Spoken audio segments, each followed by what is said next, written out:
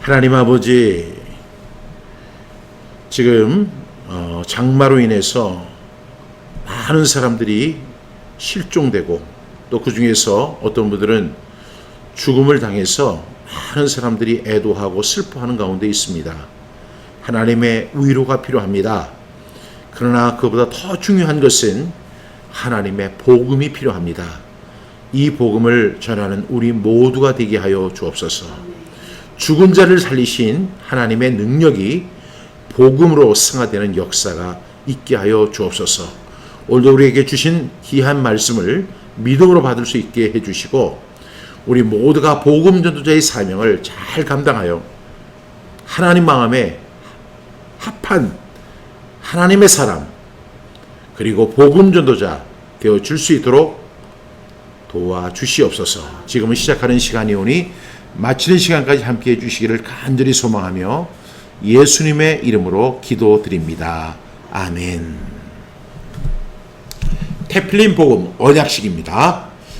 이사야 59장 21절 말씀, 여호와께서 이르시되 내가 그들과 세운 나의 언약이 이러하니 곧 내 위에 있는 나의 영과 내 입에 둔 나의 말이 이제부터 영원하도록 내 입에서와 내 후손의 입에서와 내 후손의 후손의 입에서 떠나지 아니하리라 하시니라. 여호와의 말씀이니라. 이사야 59장 21절 말씀. 아멘. 아멘. 하브르타 톡톡 존대에 오신 여러분들을 주님의 이름으로 환영합니다. 이제 오늘 우리가 94번부터 96번 사명편 진행하고 있는데 다음 주면 우리가 드디어 사명편을 마치게 됩니다. 이 사명편을 반복할 때마다 우리가 느끼는 게 뭐죠? 아, 나는 사명자다. 나는 복음 전도자이다. 그것은 목사님이나 선교사님이나 교사들이나 어떤 특정한 사람에게 주어진 것이 아니라 예수 그리스도를 나의 구주와 주님으로 모신 사람들은 누구나 사명자이고 누구나 복음 전도자입니다. 이 사명을 우리가 잃어버리고 살았잖아요. 많은 분들이 이 복음 전도는 뭐 전도사님이나 선교사님이나 뭐 목사님이나 목회자들이나 어떤 특정한 직분을 가진 사람들만이 하는 것이라고 생각하는데 우리 모두는 다 100% 복음 전도자이어야 합니다. 그런데 이 복음 전도자가 되기 위해서 우리가 이 사명을 먼저 불일 듯 일으켜 세워야 돼요. 사명이 있어야 됩니다. 사명이 있는 사람은 죽지 않습니다. 이 사명을 우리가 붙잡아야 돼요. 복음도 중요하고 현장도 중요합니다. 그런데 정말로 중요한 것은 내 속에 사명이 살아있는가. 그 사명을 내가 붙잡고 우리가 나가기 위해서는 이 말씀을 반복해야 합니다. 반복하다 보니까 내가 사명자로서 많이 부족했구나. 나는 다시 복음 전도자로 다시 사명을 불릴듯 이렇게 세워야 되겠다. 이러한 결단이 꼭 있을 수 있기를 바랍니다. 이제 다음 주면 사명편 끝나는데 끝났다고 해서 끝난 것이 아니죠. 우리가 끝난 것이 바로 시작입니다. 그때부터 온전히 백전을 마음판에 새겨서 손대면 톡 하고 터질 것 같이 만들 수 있는 저와 여러분 될 수 있기를 바랍니다. 사명편에 이어서 약간의 방학이 있고 그 이어서 바로 이제 현장편으로 들어가게 됩니다. 현장편.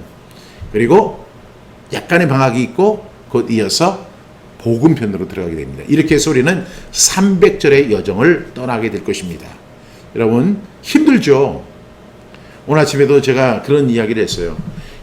이렇게 계속해서 지금 오늘이 34번째 시간이거든요. 이 사명편 34번째 시간이다 보니까 맨날 거기서 거긴 것 같고 또 지루하고 그렇다고 해서 새로운 것도 있는 것도 아닌 것 같고 그러니까 어떤 사람들이 중도에 탈락해요. 처음에는 사람들이 많이 있다가 떨어지고 이렇게 됩니다. 왜? 똑같은 말씀이라고 생각하니까요. 근데 말씀의 능력은요, 누가 세우느냐면 박 목사가 세우는 것이 아니고요, 여러분들 스스로가 세우는 거예요. 그래서 칼빈이 이야기하기를 이렇게 이야기했잖아요. 성경 암송이 뭐냐라고 질문을 했을 때 죽은 할자의 생명을 부여하는 위대한 작업이다. 죽은 활자예요. 이 하나님의 말씀이지만 죽은 활자로 남아 있어요. 그렇지만 여기에 생명력을 부여하는 위대한 작업이에요. 여기 생명을 부여하는 거예요. 그 생명을 부여하는 건 누구예요? 본인이에요. 그 본인이 그 일을 감당해야 돼요. 그래서 이 100절의 말씀을 우리가 이제 다음 주면 끝나게 되지만 어떻게 해야 돼요? 이 100절의 말씀을 손대면 톡 하고 정말로 터질 정도로 이렇게 하셔야 됩니다. 어떤 분들이 이제 이런 이야기를 하셨어요. 아, 이렇게 리듬으로 하니까 너무 힘들다. 따라가기가 너무 힘들다. 그리고 리듬 때문에 이 정신이 산만해져 가지고 암송하기가 더 힘들다. 이렇게 하시는 분들이 있어서 우리 현장편은 어떻게 갈 거냐면 그냥 우리가 10 방식으로 갑니다. 그냥 소리내서 읽는 거예요. 반복해서 읽는 겁니다. 이제 리듬으로 안 하고 전 리듬으로 하는 게 너무 좋은데 이제 연세가 드신 분들이나 또 박자 개념이 별로 없으신 분들이 또 있어요. 젊은 분들도. 근데 그런 분들은 이게 너무 힘들다. 이거 박자 맞추느라고 암송이 오히려 방해가 된다. 이렇게 하시는 분들이 있어서 다음 판에는 이제 우리가 바로 10 똑같이 읽습니다. 사도행전 4장 10절부터 12절 말씀 너희와 너희 모든 이스라엘 백성들을 알라. 너희가 십자가에 못 박고 하나님이 죽은 자 가운데 살리신 나사렛 예수 그리스도의 이름으로 뭐 이렇게 하면서 이 말씀을 리듬으로 안 하고 그냥 10 방식으로 진행하도록 하겠습니다. 요즘에 성경 암송의 3가지 법칙이라는 제 강의가 있잖아요. 그 강의를 AI가 이렇게 또 띄워준 거예요. 그래서 뭐가 됐냐면 떡상이 됐어요. 뭐가 됐다고요? 떡상. 이 말이 좀 이상한데 떡상이라는 말이. 근데 유튜브를 하시는 분들은 항상 이 떡상이라는 걸 책으로 좋아해요. 떡상은 뭐냐면 AI가 그 말씀을 이렇게 잠재워놨다가 띄워줍니다. 그러면 못 봤던 사람들이 그걸 다 보는 거예요. 그래서 요즘에 성경 암송학교 구독자들이 쭉쭉쭉 늘어나고 있고요. 많은 분들이 태필린 복음에 집중하고 있어요. 얼마나 감사한지 몰라요. 우리가 종종 이런 이야기를 합니다. 우리가 AI의 은혜를 입어야 한다. 뭐 이런 이야기를 해요. 하나님의 은혜 같이 AI의 은혜를 입어야 한다. 이렇게 이야기하는 분들이 있는데 어쨌든 간에 지금 성경 암송의 3가지 방법이 지금 많은 사람들이 듣고 있어요. 그리고 그것을 어떻게 실행으로 옮기느냐. 10 암송법, 리듬 암송법, 그 다음에 뭐 반복적 분수법 이런 방법으로 이렇게 하려고 하다가 보니까 혼자서는 하기 어려운 거예요. 그러다 보니까 이 사람들이 다 뭐로 가냐면 태필린 선포법으로 갑니다. 그래서 태필린 이 복음책이 많은 분들에게 사랑을 받고 있어요. 많은 분들이 구입하고 있고 정말로 많은 분들이 이 태필린 복음을 통해서 은혜 받고 있습니다. 여러분 태필린 복음을 많이 사랑해 주시고 많이 선포하시기 바랍니다. 그리고 그 말씀의 능력을 우리 모두가 체험하고 어떤 사람이 되어야 되냐. 태필린 복음의 사람 꼭 되기를 주님의 이름으로 축복합니다. 고 외치겠습니다. 구슬이 서말이라도 깨야 법에. 구슬이 서말이라도 깨야 법에. 천리길도 한 걸음부터. 천리길도 한 걸음부터. 지난주 말씀은 고린도후서 6장 1절부터 2절 말씀이었습니다. 우리 함께 선포해 보겠습니다. 고린도후서 6장 1절부터 2절. 우리 사명표는 그래도 리듬으로 끝나겠습니다. 고린도후서 6장 1절부터 2절 말씀. 우리가 하나님과 함께 일하는 자로서 너희를 권하노니 하나님의 은혜를 헛되이 받지 말라. 이르시되 내가 은혜 베풀 때에 너에게 듣고 구원의 날에 너를 도왔다 하셨으니 보라 지금은 은혜 받을 만한 때요. 보라 지금은 구원의 날이로다. 고린도후서 6장 1절부터 2절 말씀. 아멘, 아멘. 고린도후서 6장 1절부터 2절 말씀이 지난주 말씀이었습니다. 그러면 이제 오늘의 말씀은요, 사도행전 4장 10절부터 12절 말씀입니다. 우리 암송하는 마음으로 5번 반복하도록 하겠습니다. 사도행전 4장 10절부터 12절 말씀. 너희와 모든 이스라엘 백성들은 알라. 너희가 십자가에 못 박고 하나님이 죽은 자 가운데서 살리신 나사렛 예수 그리스도의 이름으로 이 사람이 건강하게 되어 너희 앞에 섰느니라. 이 예수는 너희 건축자들의 버린 돌로서 집 모퉁이의 머릿돌이 되었느니라. 다른 이로선 구원을 받을 수 없나니 천하 사람 중에 구원을 받을 만한 다른 이름을 우리에게 주신 일이 없음이라 하였더라. 사도행전 4장 10절부터 12절 말씀. 아멘. 사도행전 4장 10절부터 12절 말씀. 너희와 모든 이스라엘 백성들은 알라. 너희가 십자가에 못 박고 하나님이 죽은 자 가운데서 살리신 나사렛 예수 그리스도의 이름으로 이 사람이 건강하게 되어 너희 앞에 섰느니라. 이 예수는 너희 건축자들의 버린 돌지 모퉁이의 머릿돌이 되었느니라. 다른 이로서는 구원을 받을 수 없나니 천하 사람 중에 구원을 받을 만 다른 이름을 우리에게 주신 일이 없음이라 하였더라. 사도행전 4장 10절부터 12절 말씀. 아멘. 아멘. 사도행전 4장 10절부터 12절 말씀. 너희와 모든 이스라엘 백성들은 알라. 너희가 십자가에 못 박고 하나님이 죽은 자 가운데서 살리신 나사렛 예수 그리스도의 이름으로 이 사람이 건강하게 되어 너희 앞에 섰느니라. 이 예수는 너희 건축자들의 버린 돌로서 집 모퉁이의 머릿돌이 되었느니라. 다른 이로서는 구원을 받을 수 없나니 천하 사람 중에 구원을 받을 만 다른 이름을 우리에게 주신 일이 없음이라 하였더라.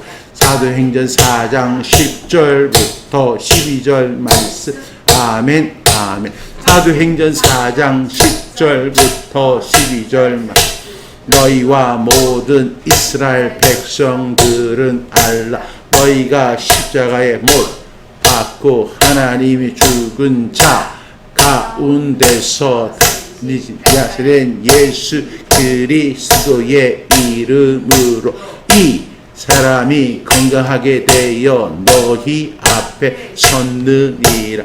이 예수는 너희 건축자들의 버린 돌로서 집 모퉁이의 머릿돌이 되었느니라. 다른 이로서는 구원을 받을 수 없나니 천하 사람 중에 구원을 받을 만한 다른 이름을 우리에게 주신 일이 없음이라 하였더라. 사도행전 4장 10절부터 12절 말씀. 아멘. 아멘. 마지막 한 번은 좀 빠른 속도로 해보겠습니다. 사도행전 4장 10절부터 12절 말씀. 너희와 모든 이스라엘 백성들은 너희가 십자가에 못 박고 하나님이 죽은 자 가운데서 살리신 나사렛 예수 그리스도의 이름으로 이 사람이 건강하게 되어 너희 앞에 섰느니라. 이 예수는 너희 건축자들의 버린 돌로서 집 모퉁이의 머릿돌이 되었느니라. 다른 이로서는 구원을 받을 수 없나니 천하 사람 중에 구원을 받을 만한 다른 이름 우리에게 주신 일이 없음이라 하였더라. 사도행전 4장 10절부터 12절 말씀. 아멘, 아멘. 이 말씀은 우리가 너무나 잘 아는 말씀인데요. 우리 해설 보겠습니다. 해설. 이 말씀의 배경은 성전 비문에 앉아있던 안전뱅이를 고친 사건 후에 있었던 일이다. 그 사건으로 인해 모여든 사람에게 사도 베드로는 너희가 십자가에 죽인 예수님을 하나님이 살리셨다고 설교를 한다. 그 설교로 인해 남자만 5천 명이 예수님을 믿는 놀라운 사건이 일어난다. 결국 감옥에 갇혔으나 다시 풀려난 베드로는 다음날 본문의 내용으로 설교한다. 십자가에 죽으셨다가 부활하신 예수 그리스도, 그분만이 구원이시라는 사실을 강조한 설교이다. 그렇다. 천하 사람 중에 자신을 구원자라고 말한 사람은 없다. 또 구원할 사람도 없다. 오직 예수 그리스도만이 구원자이시다. 아멘. 여러분, 이 말씀은 사도행전 3장으로 거슬러 올라가게 되죠. 제9시 기도 시간에 베드로와 요한이 성전에 올라갈새 나면서 못 걷게 된 이를 사람들이 메고 오니 이는 성전에 들어가는 사람들에게 구걸하기 위하여 날마다 미문이라는 성전 미문에 두는 자라. 성전 미문에 이제에서 한 안진뱅이를 만나게 되죠. 근데 그 한 안진뱅이는 그 나면서부터 안진뱅이에요. 그래서 이 사람은 아주 유명인입니다. 나름대로는. 왜? 그 성전에서 이 사람은 뭐 거기에 여러 가지 문이 있는데 오늘은 미문에서 앉아서 이제 구걸을 하는 거예요. 사람들이 지나가다가 이 안진뱅이, 당연히 안진뱅이니까 일을 할 수 없고 일을 할 수 없으니까 가난하게 될 수밖에 없고 가난할 수밖에 없으니까 사람들에게 도움을 갖다 요청할 수밖에 없는 이 안진뱅이에게 우리에게 하나 동전씩 이렇게 던져주고 갑니다. 유대인들은요, 그 3대 선행을 굉장히 의롭게 여겨요. 첫 번째가 뭐죠? 기도보다 더 중요한 건 구제입니다. 구제. 두 번째가 기도입니다. 세 번째가 금식입니다. 이 세 가지를 굉장히 중요하게 여기거든요. 여러분, 아무리 기도를 열심히 해도요, 구제하지 않은 사람의 기도는 하나님이 들어주시지 않는다. 유대인들은 이렇게 생각을 해요. 그래서 이 구제, 우리가 이제 구약 성경에는 구제라는 단어가 사실은 잠언에 2번 있지만 사실은 성경 전체에 구제라는 단어를 쓰질 않습니다. 왜? 구제라는 단어를 그 사람들이 없어서 못 쓰는 것이 아니고요. 이 구제라는 단어를 쓰게 되면은 내가 누구를 돕는다 하는 개념이 생기기 때문에 이것을 어떻게 바꾸느냐면 공의라고 바꿉니다. 내가 누구를 구제한다. 이렇게 이야기를 하면 내가 누구를 도왔다라고 하는 개념이 되기 때문에 이것은 이미 하나님 앞에 상급이 되는 거예요. 상급을 받지 못하는, 하나님의 상급을 받지 못하는 거예요. 그리고 그 받는 사람에게 자존심을 상하게 할 수 있는 일이 될 수 있는 거예요. 그래서 이 사람들은 구제라는 단어를 쓰지 않습니다. 구제라는 단어 대신에 뭘 써요? 공의라는 단어를 써요. 그래서 우리가 성경에 보면, 구약 성경에 너는 마땅히 공의를 행하라 이렇게 이야기할 때 그 공의라는 것이 바로 구제를 의미하는 거예요. 두 번째가 기도죠. 세 번째가 바로 금식입니다. 그러니까 하나님을 믿는 사람은 이 세 가지에 아주 이것을 가장 큰 미덕으로 받고, 예수님도 산상수훈을 통해서, 그리고 그 6장에서 꼭 말씀하시죠. 구제, 그 다음에 기도, 그리고 금식. 이 세 가지가 영적 생활에 가장 중요한 것임을 예수님께서 말씀하십니다. 그래서 이 사람들은 구제를 해요. 그래서 거기 안진뱅이로 이렇게 앉아 있으면서 구정을 하면 하루 충분히 먹을 양이 나와요. 그런데 그날따라 이제 베드로와 요한이 이제 제9시 기도 시간에 오후 3시에 기도하러 들어갑니다. 그 시간이 어떤 시간이죠? 테필린 시간이에요. 테필린 선포 시간이에요. 테필린을 선포하고 그리고 그 남은 시간을 기도합니다. 그래서 그들은 그것을 줄여서 테필린 기도 시간인데 그것을 줄여서 쓰는 말이 제9시 기도 시간이라고 하는 거예요. 그러니까 테필린을 선포하고 그 다음에 기도하러 들어갔어요. 그러니까 지금 여러분 우리가 꼭 기억해야 할 것은 베드로와 요한이 예수님의 12제자 중에 2사람이었지만 이 사람들이 지금 복음을 전하기 위해서 성전에 들어갔던 것이 아닙니다. 테필린을 선포하고 기도하기 위해서 들어갔던 거예요. 그리고 거기서 정말 우연히 누구를 만나냐면 그 성전 미문에 앉아있던 안진뱅이를 만나게 됩니다. 그런데 이 베드로와 요한이 그 사람하고 눈이 딱 마주치면 만약에 구제할 마음이 있으면은 눈이 이렇게 마주쳐도 좋은데 굳이 할 마음도 없으면서 눈을 쳐다보는 거예요. 그러니까 안진뱅이가 눈이 딱 마주치니까 저 사람이 얼마를 주려고 그렇게 나를 쳐다보나 하고 손을 딱 내밀으니까 그때 베드로가 이렇게 이야기합니다. 우리를 주목하여 봐라. 이렇게 이야기한 다음에 은과 금은 내게 없거니와 내가 가진 이것을 내게 주노니 곧 나사렛 예수의 이름으로 일어나 걸으라 하고 그 사람을 잡아 일으키는 거예요.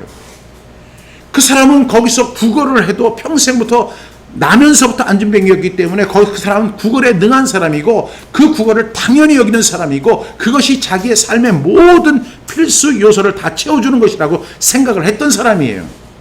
그리고 정작 자신이 일어나서 걸을 수 있다고 하는 사실은 꿈에도 생각조차도 해보지 못한 일이에요. 왜? 나면서부터 안진뱅이 된 사람이거든요.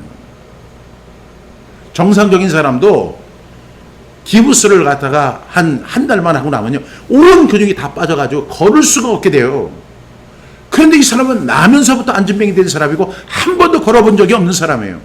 근데 베드로와 은과 금은 내게 없지만 내가 가진 이것을 내게 준다. 이것을 내게 준다 하면서 나사렛 예수의 이름으로 일어나 걸으라고 하고 잡아 일으키는 거예요. 근데 발목에 힘이 생깁니다. 그리고 나서 걷기도 합니다.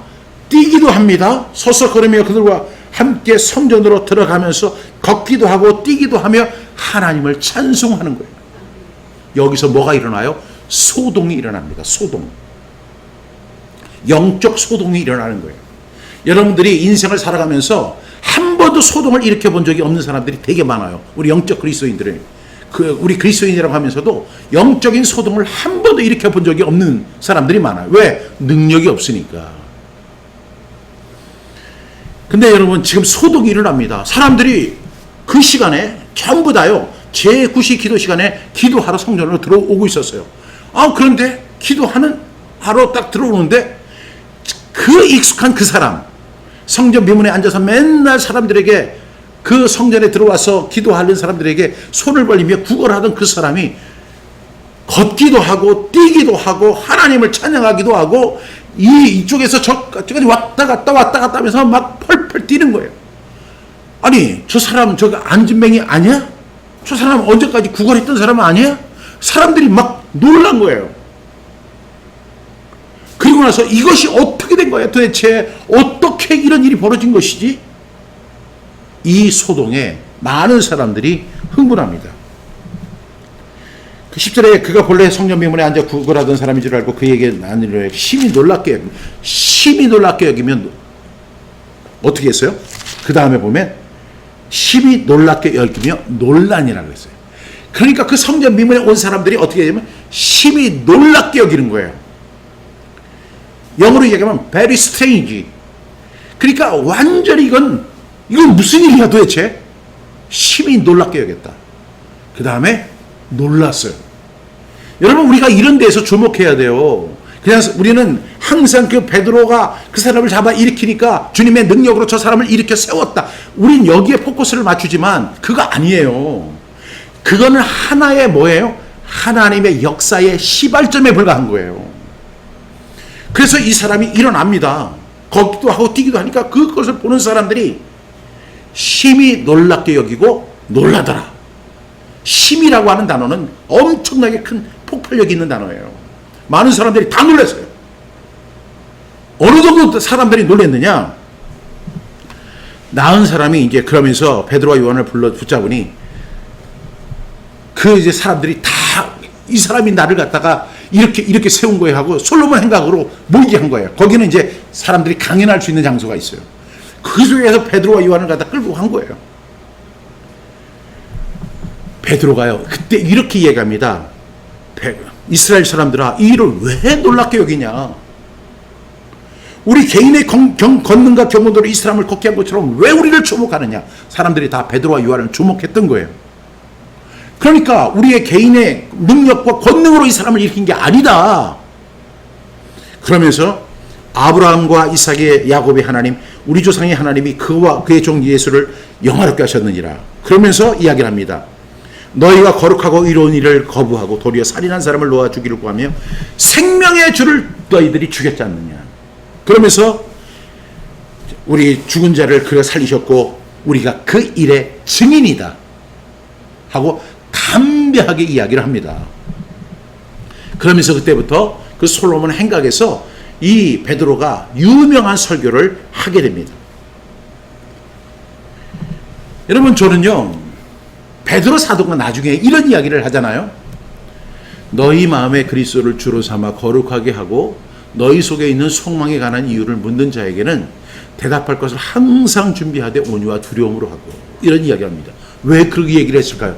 베드로가 고린도 베드로 후서를, 베드로 전서 후서를 나중에 쓰잖아요. 이 사건이 있은 한참 뒤에.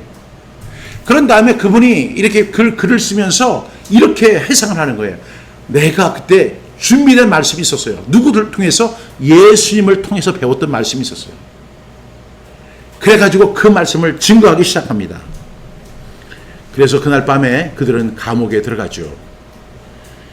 그런데 그 다음날 이제 그들이 이제 풀림을 받고 나서 그들을 잡음에 날이 이미 어두웠으므로 이튿날까지 가두었으나 말씀을 들은 사람 중에 믿는 자가 많으니 남자의 수가 약 5천이나 되었더라는 거예요. 그 사건, 그 소동, 안전뱅이를 하나 일으킨 그 사건을 통해서 베드로가 전한 그 복음을 통해서 몇 사람?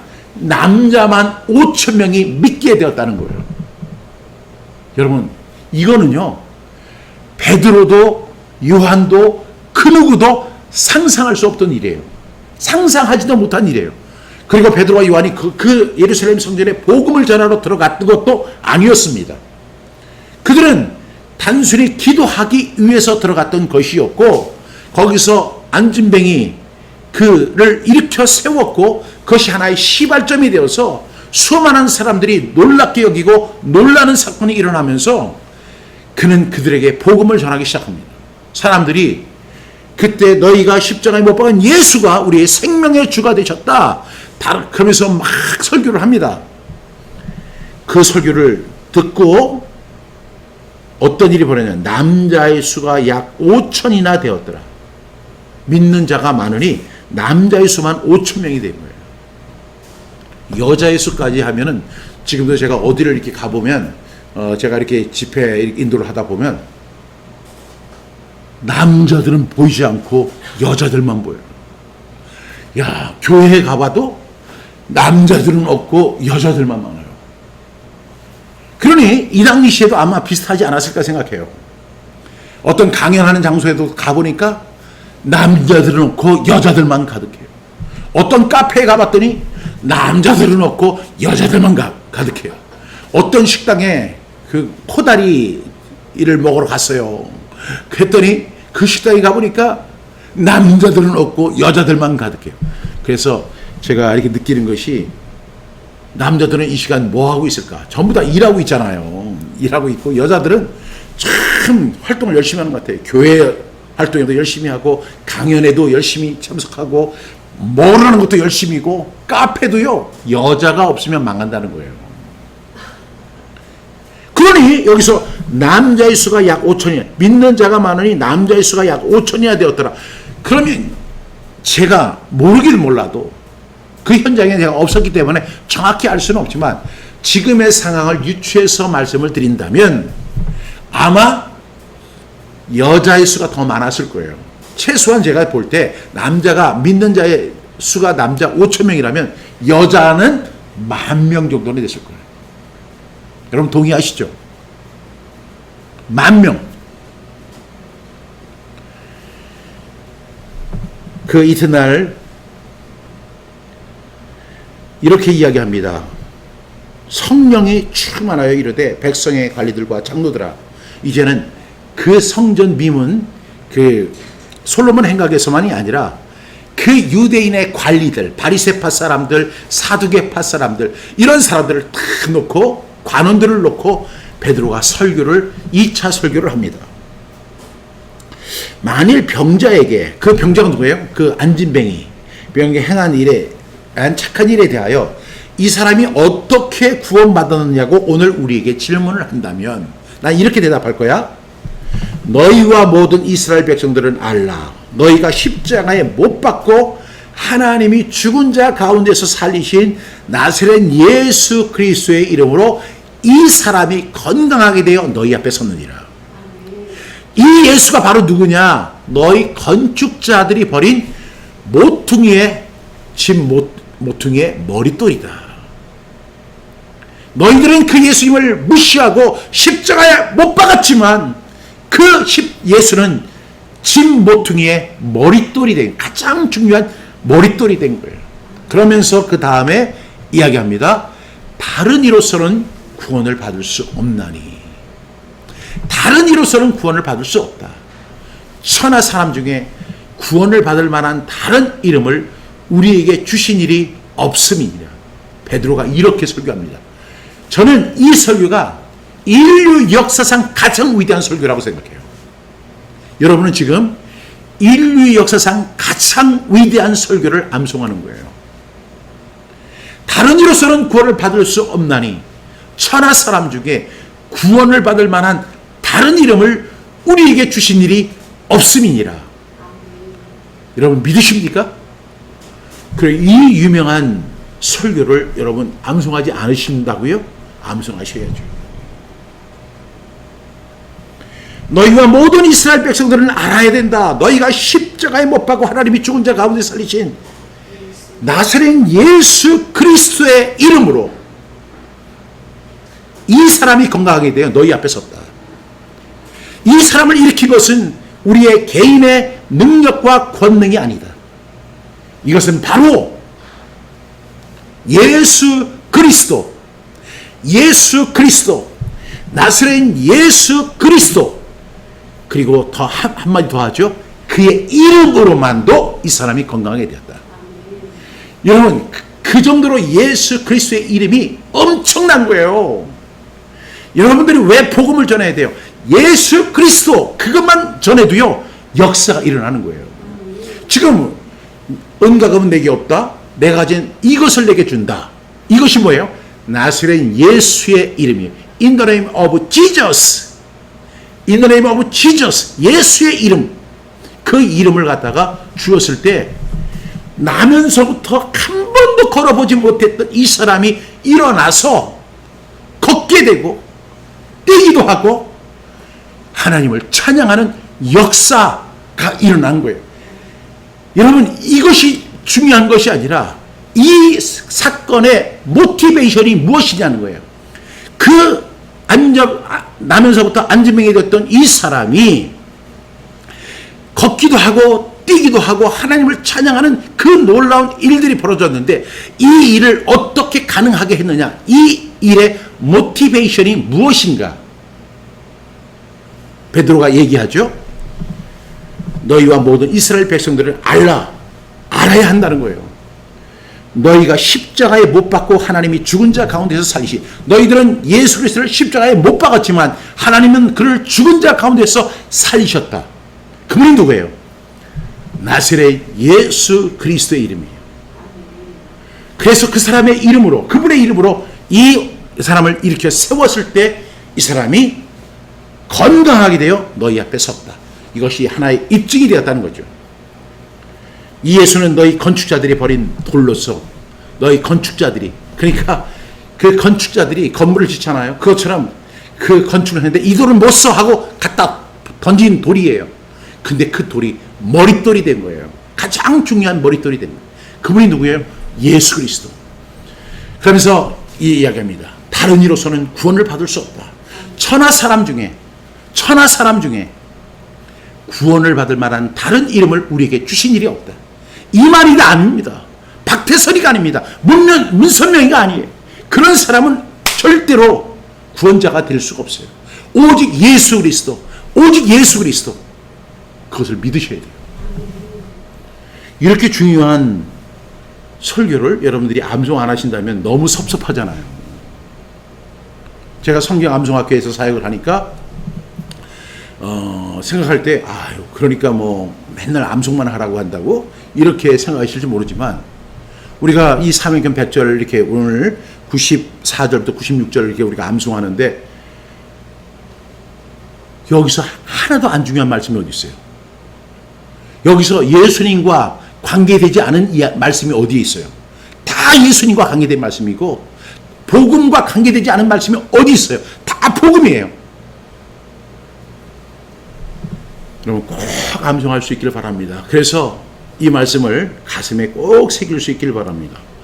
베드로가 그렇게 설교할 때 이제 그 전날 설교였죠. 남자만 5,000명이 예수님을 믿었어요.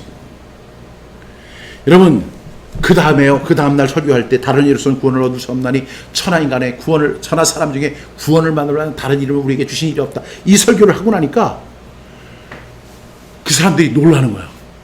아니 저 베드로 우리가 알지. 그 예수를 3번이나 부인했던 저 사람이 지금 담대하게 돼요. 어떻게 저렇게 당당하게 이야기할 수 있느냐. 그래서 그들이 할 말은 딱 하나예요. 당장 공회에서 나가시오. 당신들을 감당할 자신이 없습니다. 나가시오.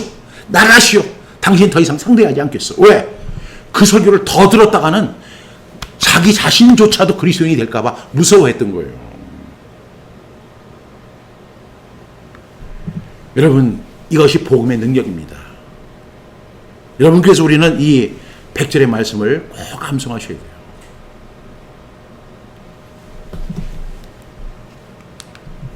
다른 이웃은 구원을 받을 수 없죠. 우리 오늘 질문에 베드로는 죽음을 무릅쓰고 예수님을 증언하고 있습니다. 예수님은 도대체 어떤 분이세요? 구원자예요. 구원자. 천상천하의 유일한 구원자이십니다. 그 다음에 두 번째 질문. 이 세상에서 자타로 구원자라고 하신 분은 누구세요? 과연 그분을 통해 구원받을 수 있을까요? 여러분 예수님이 구원자가 되실 수 있는 것은요. 그가 나의 죄를 위해서 죽으셨기 때문에 그래요. 그래서 사망의 첫 열매가 사망을 이기시고 부활의 첫 열매가 되신 분이기 때문에 그런 거예요. 그분은 구원자이십니다. 하나님이 택정하신 구원자입니다. 세 번째로 이제 우리가 다른 이로서는 구원을 받지 못한다. 이런 말씀은 사람들에게 거부감이나 반발을 불러일으킬 수 있어요. 제가 복음을 전하는 현장에서도 이런 일들이 굉장히 많았어요. 그럼에도 불구하고 종교 다원주의 시대를 우리가 살아가고 있는데 우리가 예수님을 통해서만 구원받는 사실을 강조해야 하는 이유는 뭐예요? 요한복음 14장 6절에서 예수님 이렇게 말씀하셨어요.